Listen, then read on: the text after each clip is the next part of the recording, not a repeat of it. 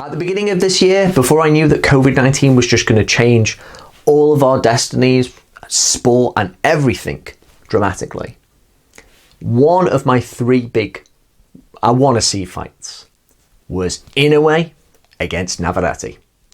Now, Emanuel Navarrete, WBO Super-Bantamweight champion of the world, has kept that flame at least alight a little bit longer by saying in a recent statement that he would like to fight Naoya Inoue, that he feels he would be able to get the better of the Japanese.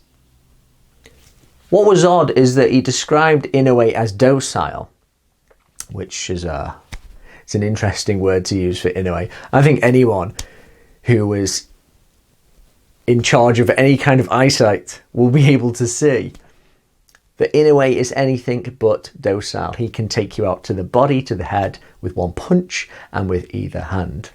Maybe he's looking at a different fighter. But it's one of those really big fights that I would like to see. I think Navarrete has realised, as a guy who's a super bantam, which isn't particularly great, it's not a great division, he's looked up at featherweight as well and realised there's no real big guys there.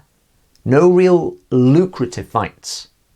And he's looked at Inoue, who is a bit of a superstar, and thought, yeah, if he comes up to super bantamweight, and I think Inoue has mentioned he would even look to be going up more weights, then boom, you do have a really compelling fight right there. The problem for Inoue, I think, is that he's already at his peak poundage now. He's not a big guy. He started at light flyweight. I think at bantamweight, you've got the maximum potency still. If he goes up again, you're going to lose a little bit of it. Secondly, he has unfinished business.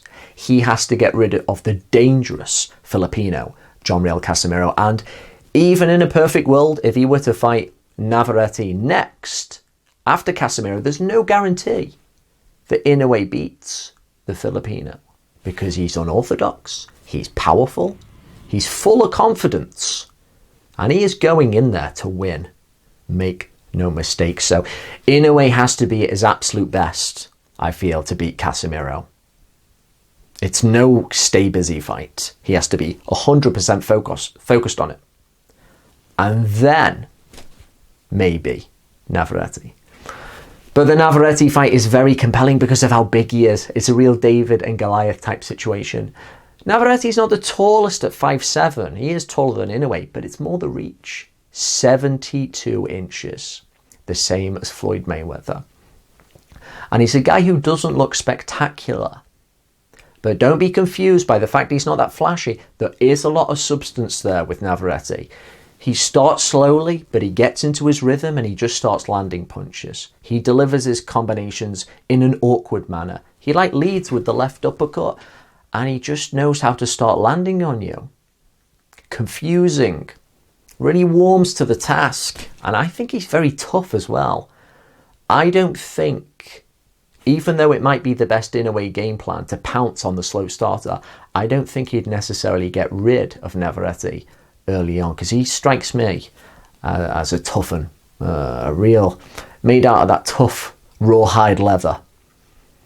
And that's why I see it as a really compelling super fight in the lower weight classes. If it were to happen in an ideal world, if Inoue were to beat Casimiro, and then it's Navarrete up at a new weight, bearing in mind that the Mexican will weigh in heavier on the night of the fight. How do you see it going?